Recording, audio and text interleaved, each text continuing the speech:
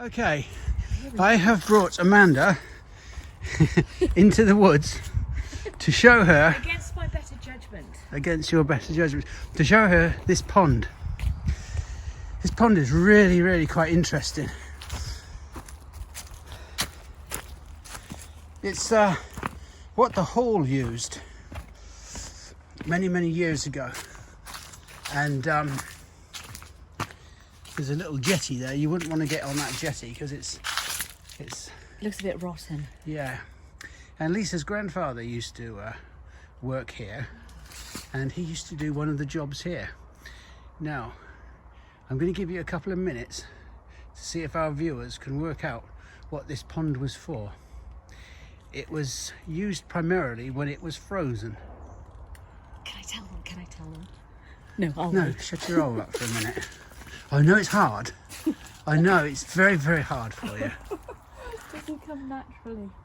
But we'll go and look at the next part of what they did with when this pond was frozen.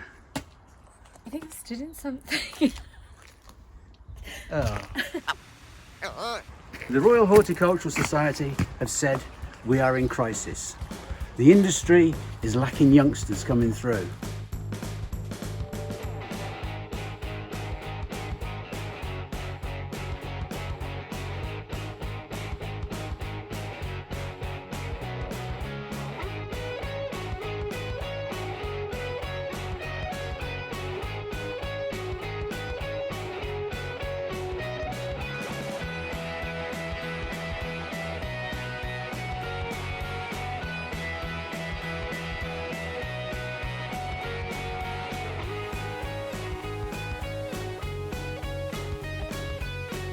This is Eggleston Hall Gardens, and over the next 12 months we're going to take you on a journey of what it's like to run a nursery garden.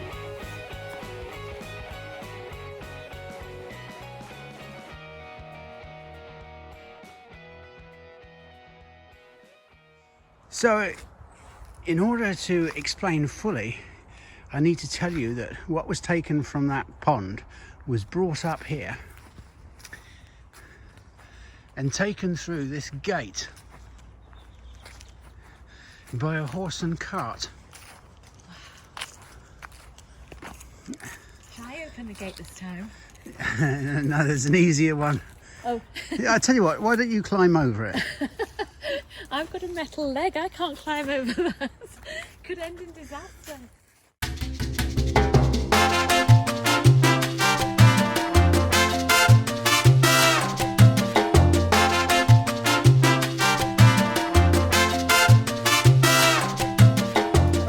What, sorry, Clara? Dance around the campfire naked, that's what he's doing. Well, you go Sorry. first.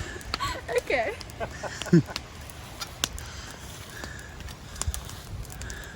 There's something lovely about a nice bonfire in the... There you go, Tara, you do a bit so you can film you. You're better looking than me. No. Get that up with the fork and get it on top.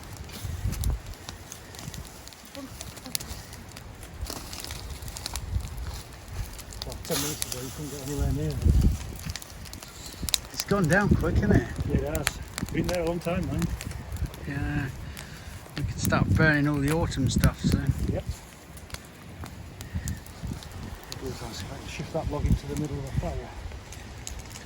God, it's a lovely day. It's just bloody windy. Windy, isn't it?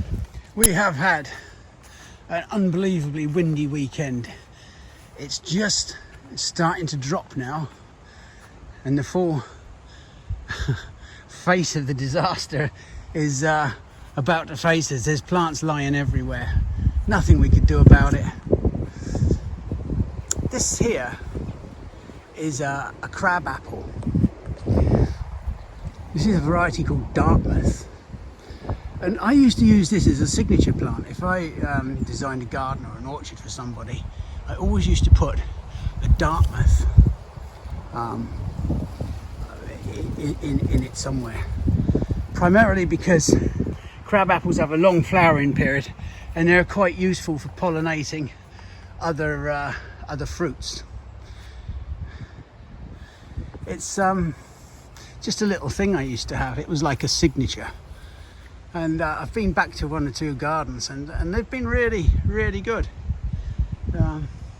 As I retire, I'm probably going to do a bit more occasional consultancy work, and we can go out and give people advice and stuff, as long as I don't have to start hoeing or doing any backbreaking stuff anymore. Same with other nurseries. I think I'll probably do a bit of consultancy. This here we think is a ponderosa pine. Somebody brought back its huge bloody great cone from America, and they had a couple of seeds in it as it opened out, and we grew one, and it's doing really quite well. We're not dead certain of the species, but we just shoved it in here. It's lovely. Thank God everything's calming down now. It's been a nightmare. You know, our A to Z of apples, we start with this one here. This is Ashmead's kernel for the A. This is Brownlee's russet for the B's. And you know, they're all right. They're both russet apples.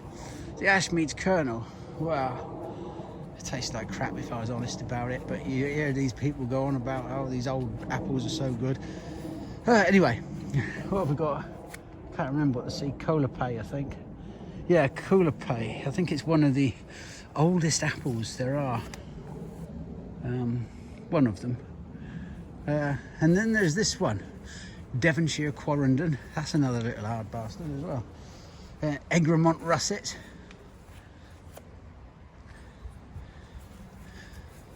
Even though I planted them, I actually can't remember what some of them are. What's this one here? Where are we? D, E, F, G.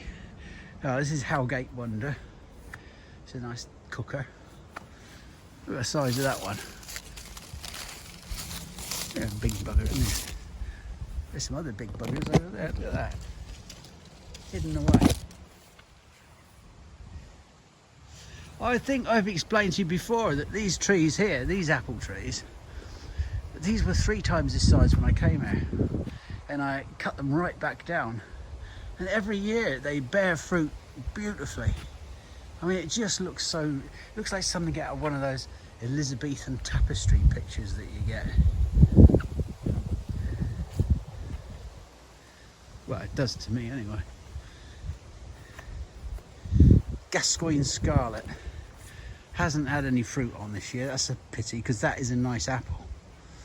I think I got that from a grower on the Isle of Wight, Deacon's Nursery. This is one of my favourite. We've looked at before. We're up to what are we up to now? Keswick Codling. That's K, isn't it? K. Lord Derby. Now I always grow this one instead of Bramley. Bramley is a nice apple, but it's usually the only one anybody knows, and it's a triploid, which means it can't pollinate another apple, and it's a biennial bearer, so you get a good crop one year and bugger all this. This is a modern apple called Meridian. I wanted to put some modern apples in. Can't remember what that is. N. I have them all written down somewhere.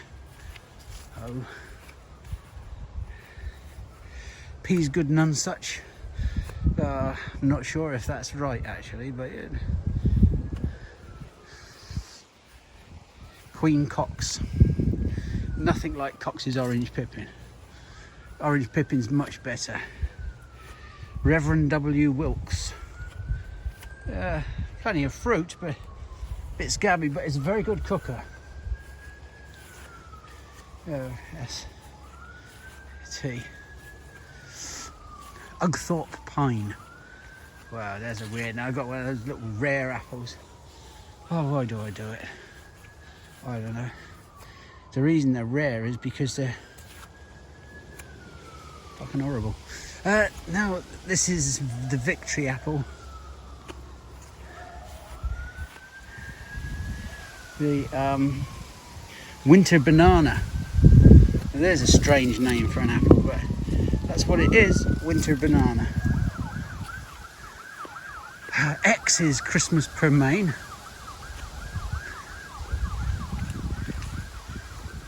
Young's Pinello, I think that is. Young's Pinello. It's got a little bit of fruit on, but not much.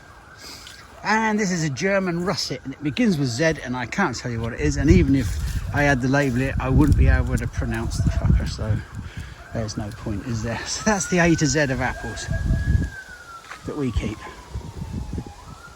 It's week 39. Just a few late stragglers in the borders for a bit of colour. This is a small Astor. Very small flowers, but mildew resistant. I think it's little Carlo, I can't remember. Anyway, doesn't matter.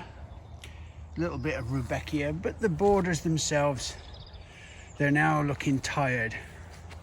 We've had a bit of a wind and one or two things have blown over.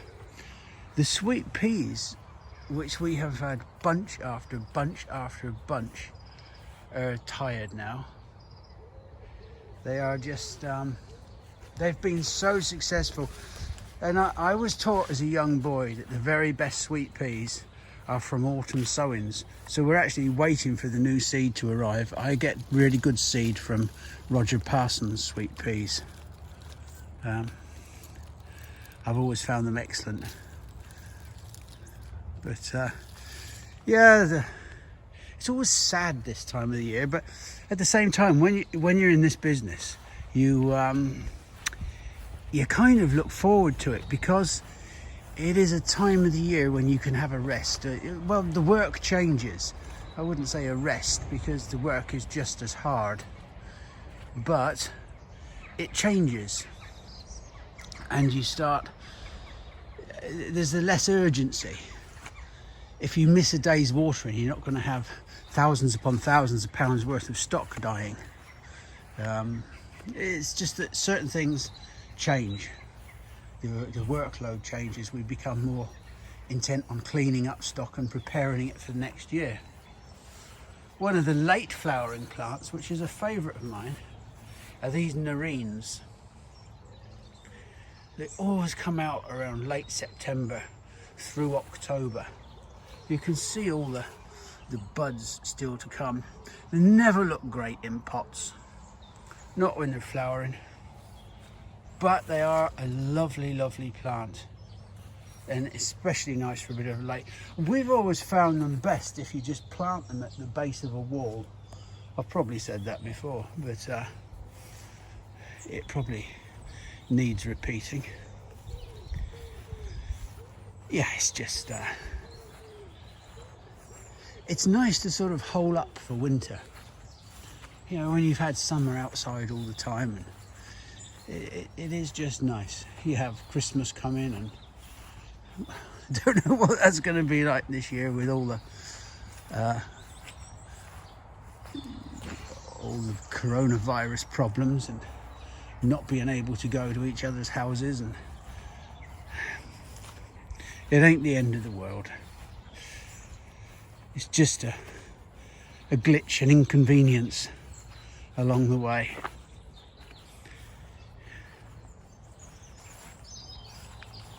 Somebody set the rabbit trap. No bait in it. Bugger. I would think all the hedgehogs that we have are starting to hibernate now. So no doubt we'll be finding some of those.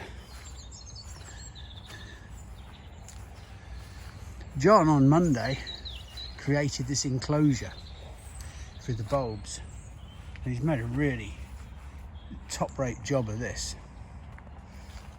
This is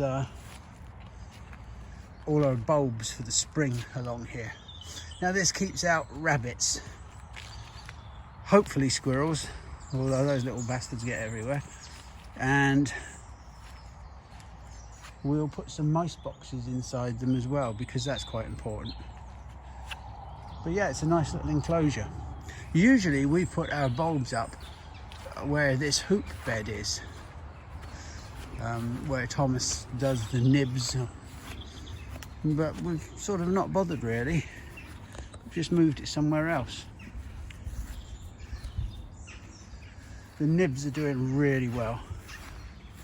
You can see all the late growth they've put on. And a lot of this is stock for next year.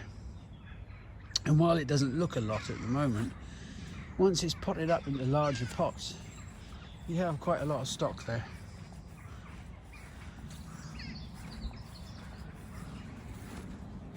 Because we've been busy this year, really busy, a lot of the perennials that we sort of grow midsummer to make really nice plants next year, we've sold a lot of that stock. So I'm going to have to do some looking at what some of my friends in the business have got, because I'm going to have to get in quite a lot of stuff. It will be British grown. That's quite important to me.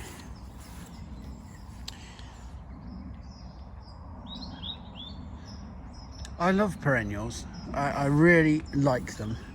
Again, they disappear in the winter and then they come back, and it's something to sort of look forward to. I just think there's a lot of things in gardening that are, because they're seasonal, they're sort of structural in your life. You know, you sort of think, oh, it's late summer, the nerines are coming, and then in the spring you look forward to the anemones and the snowdrops, and it's just so cyclical. And I've been really fortunate to be able to have this experience right throughout my life.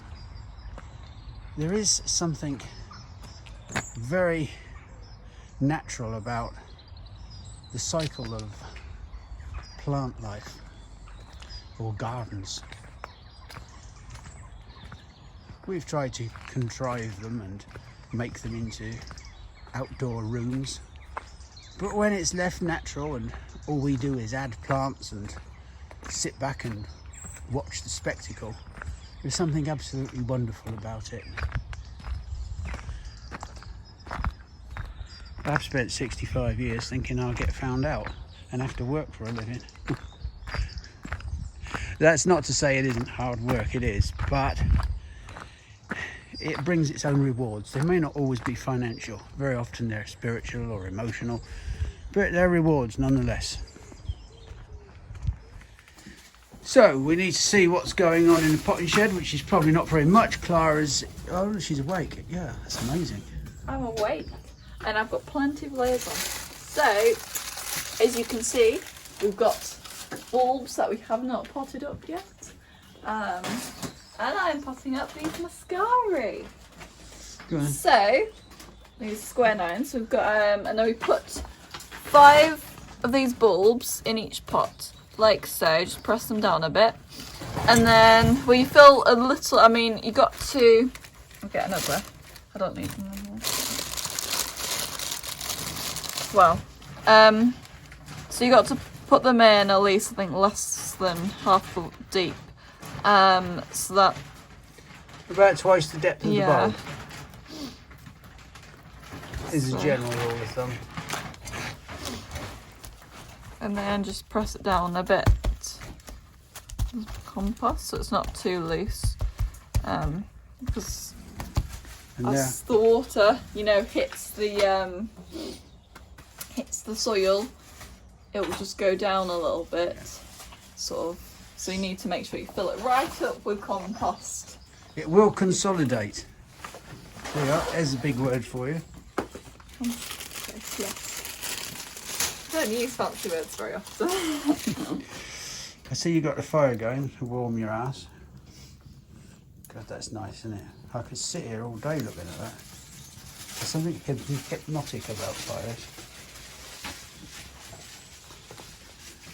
Hello. Hello. I'm doing some Iris reticulata. They're little, they don't come very tall, probably it's about 15 centimetres, maybe 20. But like mini little irises, they're really nice. They come, you get your snowdrops, and they come after your snowdrops before a lot of other things. Yeah. They're good Yeah, things to they have. are lovely. They're Or- relatively easy as well, aren't they? Yeah, boring fact. did a little write-up on Facebook about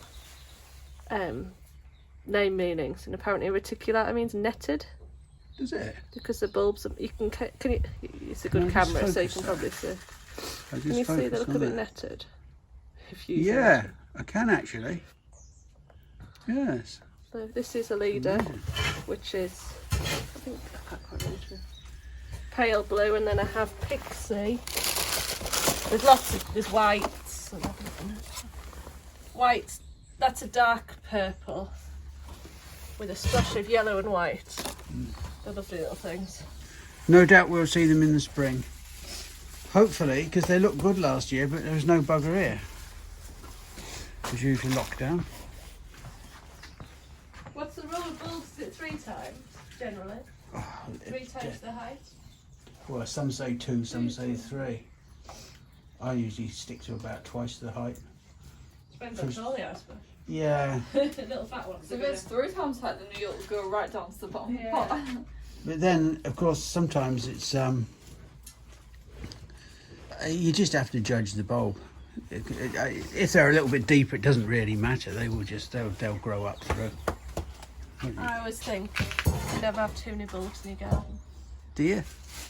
My garden, well, I put some every year, but it's to about year 8 now, and I can't break the ground without finding a bulb now. But Well, all sorts. yeah, they're cheap, they're easy. If you had certain type of soil, they'd be bad. Yeah. Sorry. And I have iris, tete-a-tete, daffodils, all of them, and a lot of allium purple sensation, which Right. spreads. That does spread. Oh, I've got some camassia as well now, Yeah. which are meant to like a damper soil. My garden's dries out, and they're doing well. They eat them in America, you know. It's a lovely thing. They did a mass planting at Penrith Castle. What's it called? Lowther. Yeah.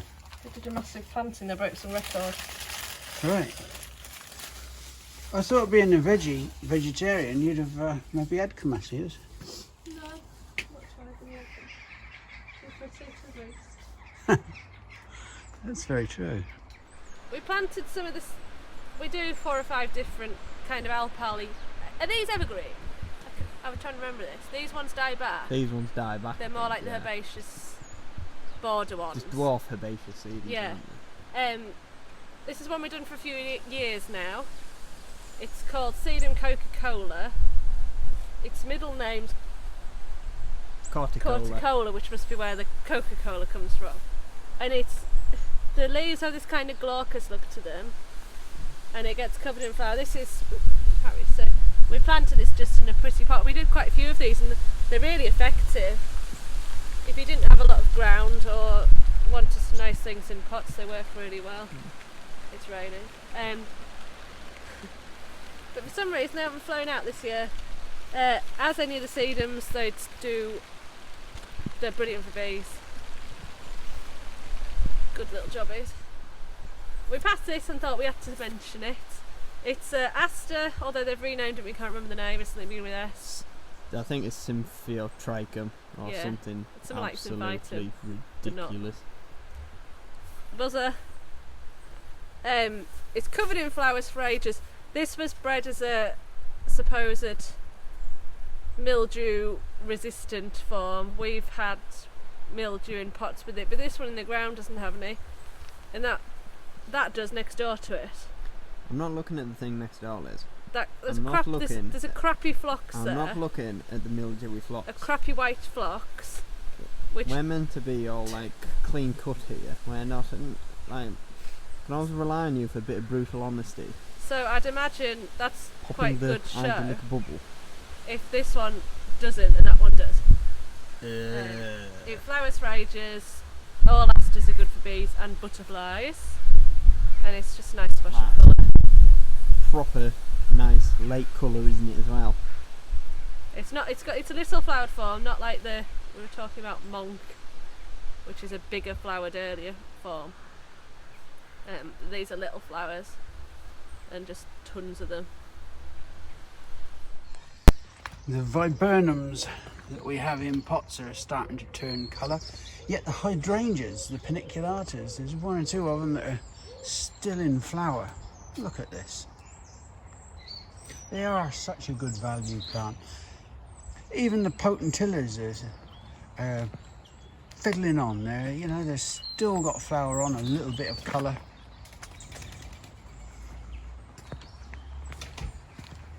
It's just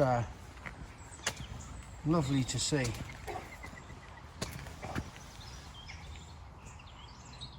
Isn't that exquisite?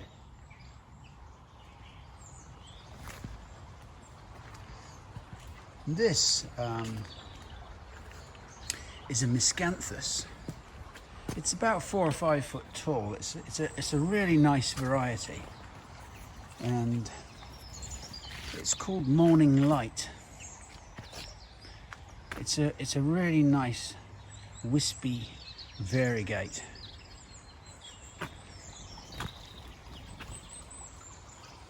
Vanilla Fraise, the hydrangea. That's a bird feeder. You see what we do here now? We put black sunflowers, we've got mixed seed, we've got peanuts, we've got sunflower kernels, suet, more seed, mixed stuff at the bottom. It's no wonder we can't get rid of the buggers.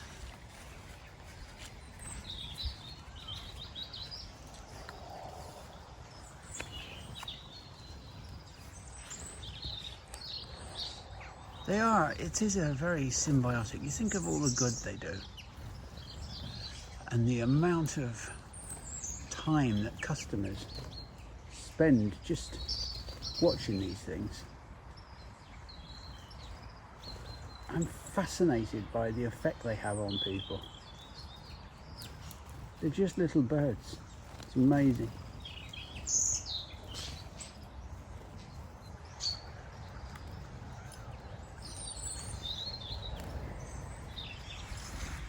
Vanilla Fraise. We were just talking about that. Yeah, it's nice, and it's just starting to turn pink. It's very late with us here. I do not know why the one that we have planted out is so late. It could be lacking a bit of fertility. Although with all the bird shit around there, you'd think it would get plenty. You can see over the stream here. This is quite nice. There's a trough.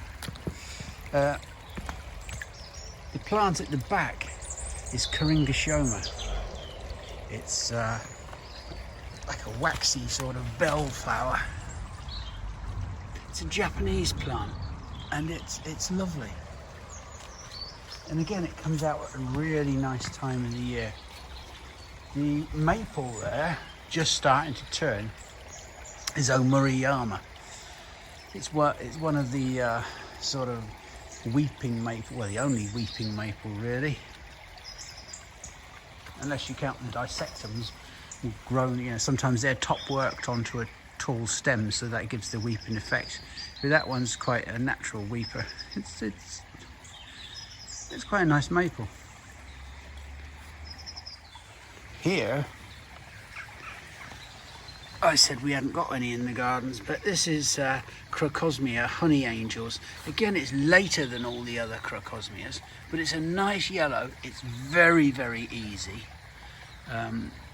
This isn't the best specimen because we keep ripping it off for propagation stock. But yeah, I love it. I think it's a really clean yellow, and it's just such an easy Crocosmia to grow. This is the variegated cornus mass. It's the same as the one up there, but for some reason this one's buried a lot. This one's not for sale. It's a stock plant because it's a bit unusual. And we also have a golden one that's also buried. These are meant to be edible, I think. Check, don't kill yourself. I think they make liqueur out of them somewhere. It's something called the Cornelian Terry. Yeah. Where's that referring to? The reason we have these two here, because as far as I'm aware they have to be grafted, the cultivars of them. We should really grow our own rootstocks, to be fair, because our friends down Bartholomew's, they used to grow the rootstocks and actually graft these, but they haven't for a long time, so we've just got these big stock plants. It'll just grow on corners masters, Yeah, without a lot to do with them really. Because those ones you just showed up there, they were just rootstock ones that would have been grafted, but we just grew a few straight ones just to sell as well. Someone came in the other week and asked, they had something about this tall on black stems with white flower spikes, and we worked out it was this. And she said it smells nice. And actually it does, because I thought they were they're called, it's a Submissive Fuga. This will be, it could be any. There's black negligee, brunette. It won't be pink spire because that's pink. There's another one as well, I can't remember the name of it now. Sorry. Submissive Fuga used to be Actia. No, it used to be Submissive Fuga, now it's Actia. And it's sometimes called bugbane because the flowers are meant to deter insects. And this lady said hers smelled nice. And actually that does.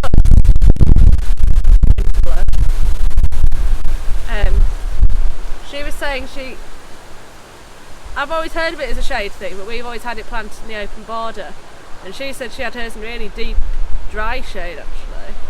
And she said it does really well. It's interesting to find out how people have done things. We never really get them to a size where they're doing anything because they sell quite well. Yeah, sell before we get to see them like looking the best in pots. So there's a lot of these dark leaf ones which have been one of these things that people like breeding at the moment. Another thing the buzzers like with these spikes, lots of flowers. I just hit it. It's going to get me now. Yeah, they're a nice thing.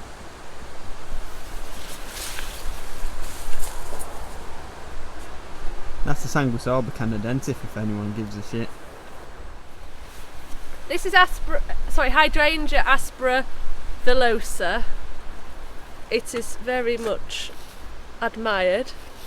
It has funny furry leaves. You can kind of hear that's furry. There's another one with dark leaves called Hot Chocolate.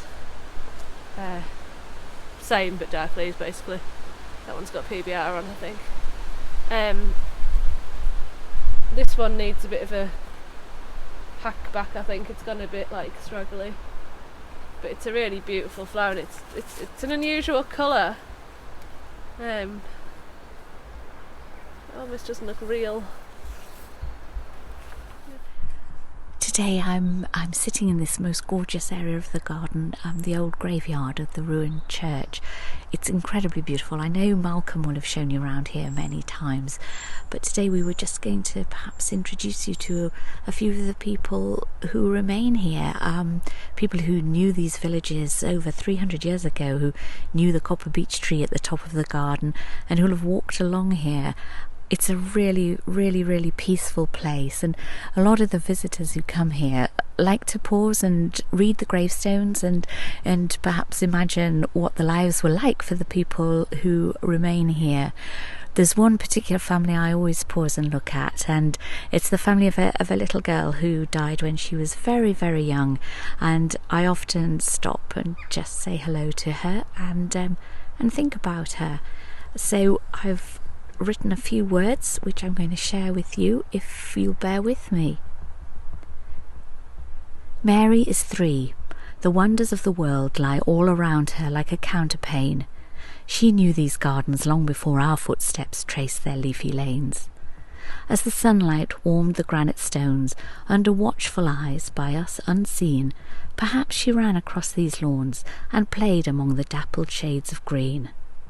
There's laughter in the birdsong still, and roses round the old church door, and should she weep, as children will, the rain falls gently on the leafy roof, and softer still upon the ferny floor.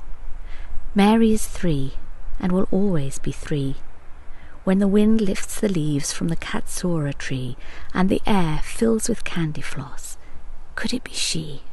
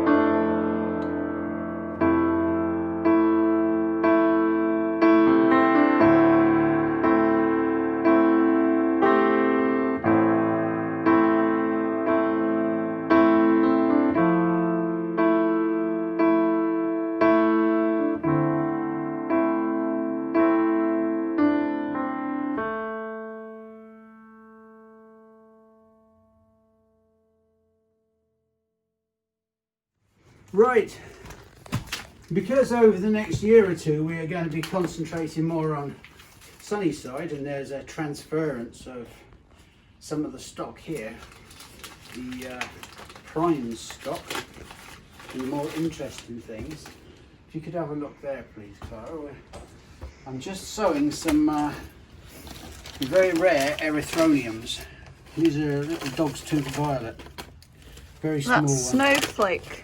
Yeah, Says, snowflake. and Rose Queen, is it? Yeah, and then this one, you can see why they call them dog's tooth violet. You see, because they are like little Fangs. little canine teeth. See? Actually, I didn't mean to eat that one. They're all different shapes and sizes They are. when you So- come across. So what we're doing here, this is a mix I've made up. I've put a lot of potting bark into our normal compost and a bit extra grit because they are prone to things. And the idea is to grow these on in these lovely little pots so you get a better plant. When you plant these little bulbs, expensive ones, these are a couple of pounds each, I think. And they can get lost in the garden and you forget where they've been put, and then they get dug up or hoed by accident. So if we raise a lot of the stuff we're going to plant at Sunnyside when it's brought round, we'll be able to grow them in little pots and plant them as young plants. This is one called Purple King.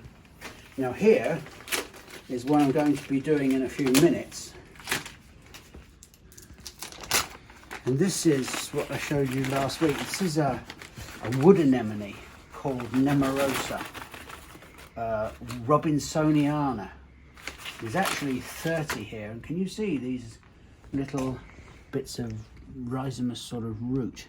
They are, each of these will make a plant, and you just put it in the compost like this. You just lie it on and then cover it with about ½ an inch or so. They grow and naturalise in woodland, but Robinsoniana is quite rare because it's not that white like the straight Nemorosa. It is a lovely blue colour. It's absolutely beautiful, and it's one of my very favourite plants. I know I have a lot of favourite plants, but that is one of them for naturalising under trees. Many years ago when I was a gardener, we had a rather posh garden. We had a hazel grove, and it was all hazel trees either side of this long wildflower path, and under all of these hazels every year was just a carpet of wood anemones.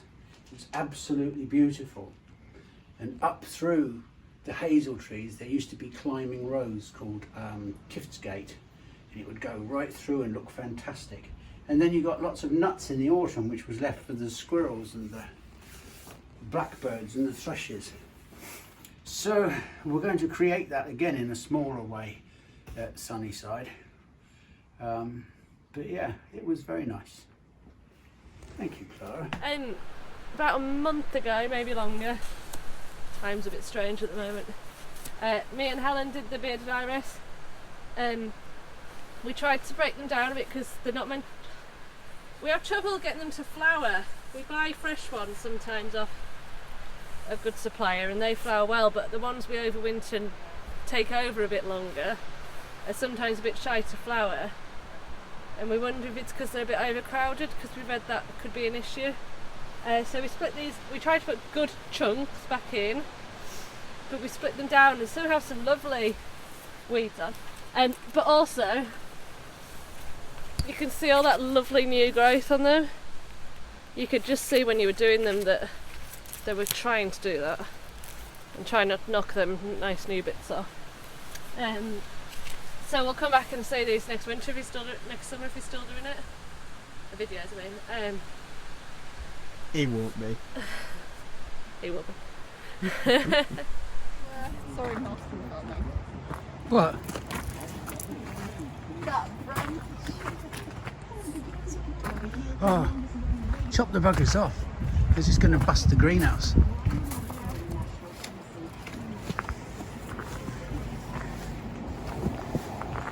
Mind you don't get that bin forever stuck on your ass. You could get wedged there. That's terrible. This looks very nice, what you and John are doing. Yeah. Child. Are you ready? We're just having a wander around the gardens. Some of these Malcolm might have shown, but I haven't watched the videos for a while, so I don't really know. Scandalous. Scandalous. Home and Away's better. Don't say that, the Aussies will be getting I'm out. behind you, that's all.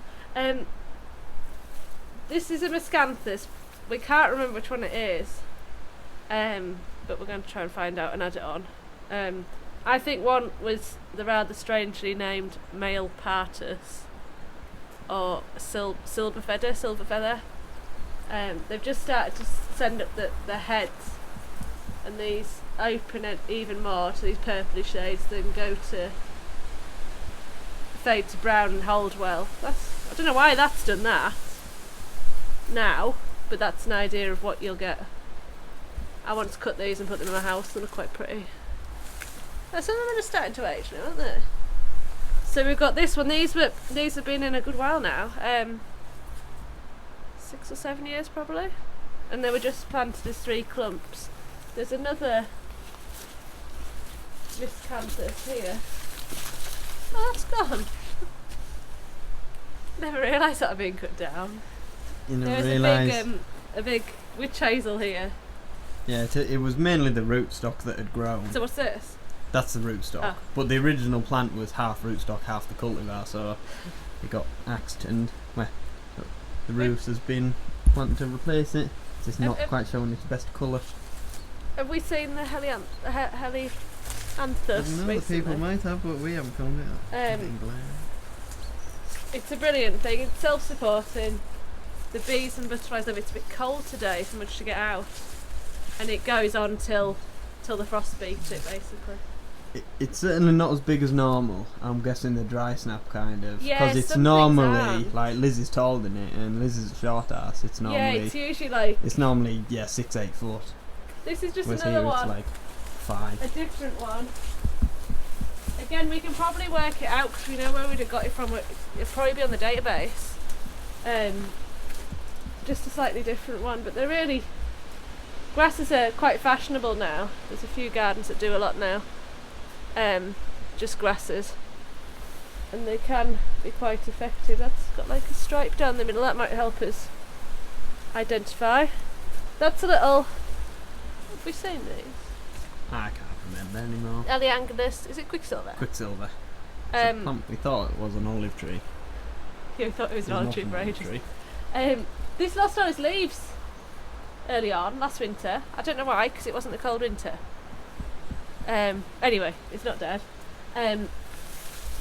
It sent off these, which I presume are seedlings, but could be suckers. Suckers. Suckers? Yeah, I think it's that suckering. So we'll have a go at them at some point. I was going to say when it loses the leaves, but it's evergreen.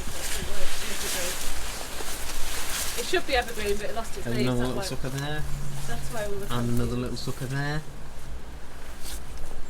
There's another grass there that I have no idea what it is. We'll walk down here. The flower looks more like Calamagrostis. And there's some little millennias there getting eaten by the helianthus. These persicarias are they're good value for money, aren't they, really? They'll they grow can't in month. any ground so long as it's not like bone dry. Like sun or shade in moist soil. And the flower for blooming ages. And the bees like them as well. I know everyone likes Bees love them. anything with a spike. So like each of these is an individual flower. So they're getting a lot like, there's a buzzer there and a wasp there. So he's doing each flower, see. If you just, there's a lot more like for it to get at than.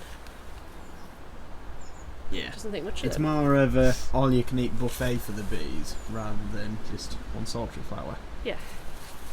Right. Like a spike full of loads of little ones. Reverse. Now, it never flowers when it's meant to, this plant. It's all out of sync with itself and the timing. Whether it's just the British climate, but it's one of my favourite plants, the Hydrangea Hockham. Flowers are rubbery, aren't they? Yeah, they're really rubbery and they're really, really quite beautiful. I just think they're so unique. There's someone I know in Barningham the village where Malcolm used to have his nursery, he has a big one of these in his garden, and it is beautiful when it flowers. It seems to prefer it in that sort of town setting than here, because you can see there it's absolutely laden with buds. This haven't got a clue if they're going to open, have they? No, they'll probably get frosted. But wait, if you can imagine that, all those flowers opening up to reveal that sort of And it should be thicker, colour. shouldn't it? It's a Yeah. bit strangly there. Beautiful. The climbing hydrangea that we have on the wall, you can see just at the bottom, it's starting to turn colour. Again, it's one of those plants that I think, even without the leaves, it looks interesting on the wall. It's like a tapestry of branches. You can see here. We'll be looking at this again, but it's one of those things just starting to turn in the bottom corner. And it goes a lovely buttery yellow. As is this maple. This is Acer Shirasawanium aureum. I think where it gets the sun at the top, because this is very shaded here, there's just this like layer of browning. I think it's one of the plants that to me seems to do better in dappled or semi-shade or full shade. I think the colour slightly varies, but it is a lovely thing. I think it's called the full moon maple. Or is it half moon maple? No, you wouldn't have a half moon maple, would you?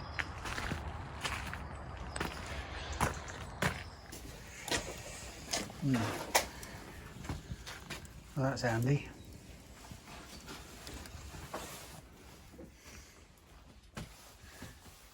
Well, I'm here. You finished filming the fire now? Yeah. These are some of the semi-ripe cuttings I took quite a few weeks ago now. 3rd of the 8th they were taken, so it's almost 2 full months pretty much. But here's some of the Weigela that I took. As you can see, the roots at the bottom. This is just Weigela Florida variegata, just nice variegated form of Weigela with the typical sort of apple blossomy coloured flowers. And if I just knock them all apart quite loosely, I'll knock them all apart gently. They've started rooting out the bottom. They're probably not going to be as rooty as things I've done in the past, like the mints and the diaceas, but they'll still be decent. There we go. Yeah, look at that one. That one's got a hell of a lot of roots in it. It certainly works well in this mixture, doesn't it? Yeah. He's in search of food, aren't they? Root them into the perlite. It's interesting that if you plant something and put too much food in the hole, it doesn't encourage a plant to go off in search of nutrition. So, you know, you can overfeed things when you plant them. Yeah, just putting them relatively deep, just so they're not rocking out the pot. Just that simple, and these all just sit in these pots the winter now. They obviously won't root in that much, but they should have enough for them to come back nice and strong in spring. At the end of the day, they are just a Weigela. Snobby. Yeah, I have that one at home, it's very nice. it is. It's the Florida variegata, isn't it? The foliage is lovely. There's another one called Costeria. What's that? Costeriana variegata. That is that So forsythia. god awful variegated forsythia. This is a foliage plant, isn't it? But again, Well, it do have flowers. Yeah. yeah, but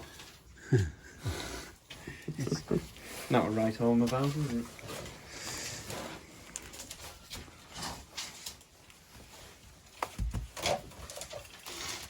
Thomas, do you need the story? Yeah. Maybe suffice one. It's like a little hive of industry in here. That's a sweatshop, isn't it? A sweatshop. They're not very sweaty. It's not very sweaty in this weather. I want everybody to notice how wrapped up everybody is. This is just the start. Oh, don't say that. Don't feel bloody miserable. There was always Brian's comment to me on a Christmas party And he said, I always thought you're a fat lass. I always thought you were a fat lass, Liz. Due to all my winter clothing. So he'd never seen you with all your clothes on before? Without your clothes on? Oh. With less clothes though. Well, you know what Brian's like. Female and breathing. He never ceases during winter. This is a very, very nice rose. This is Rosa Moisie Eye with the sort of bottle-shaped hips. I've got bottle-shaped hips. Well, there's bottles and bottles, isn't there? I was going to say these are milk bottles. What time's more of a port? More sort of like a demijohn, I would think. I walked into that one. Do you remember those demijohns you used to get with the ears, with the, like the round things on the neck? Yes. They used to put cider in them years ago. I thought more of a champagne bottle. So we're going up into these woods. Amanda is very, very nervous about this bridge. And rightly so. It's just the end that's rotten. I think I'll go first. Don't weaken it. Yeah, I think you need to walk on the edge probably a bit rather than the middle. No, you can keep your legs together. Is that hard for you? Oh my god, I am literally terrified. You're Oh god, all I felt it crack. So, we're going up these woods. The actual lake is very shallow, the pond. And it's because it froze easier when it was shallow. And they would take the ice out. This is an ice house. And it's buried into the surrounding ground. Because here at Eggleston the ground slopes, it's very easy to burrow into the hillside. And you can see here, it's all overgrown. The ice was taken by horse and cart and brought here in the winter, and it would last almost through to the end of summer. Can you go in first? Okay, there isn't a door, is there? No, there's no doors, and there's two sections. You can see. Oh There my you are. God. There's been creatures in here. Yeah, there's creatures. We once found a skull in here. A human skull. Yeah. Yeah. Did you? Yeah. Right, look at one of those bottles we were talking about. Oh yeah. I think that's an old paraffin can actually. It might be. From years ago. You don't get them made that shape anymore. This is a great hidey hole. It is. Here, go into that other one.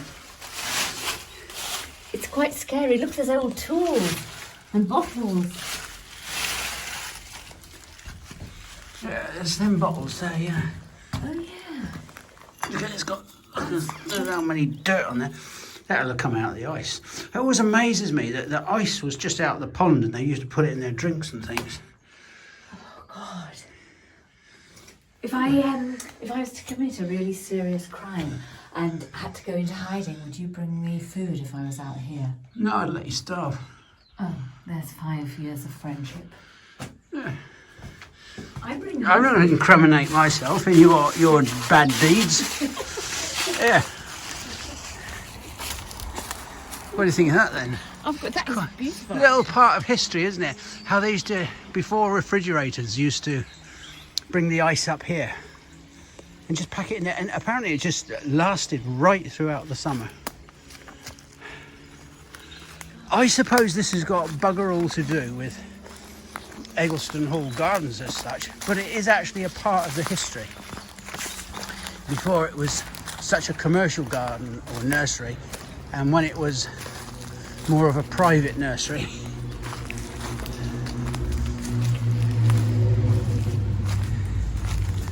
Right, we'll get across this bridge now. This is the, or we could go up there if you want. Oh yeah. Okay. Yeah. Which is safer? Well, I don't know. Can you get up here all right? Yeah. Just go under there. You all right? This would be amusing. That's a motorbike in the distance. We're not really out in the woolly bags. The road here in Teesdale is so long and straight and uncrowded. Motorbikers love it.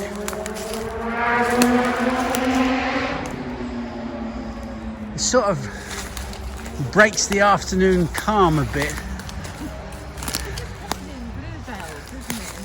In the spring, this is covered in bluebells. They come through after the snowdrops. I think we were harvesting snowdrops here earlier in the year, and I think we put it on video. Well, we were about to have done. So we come down here.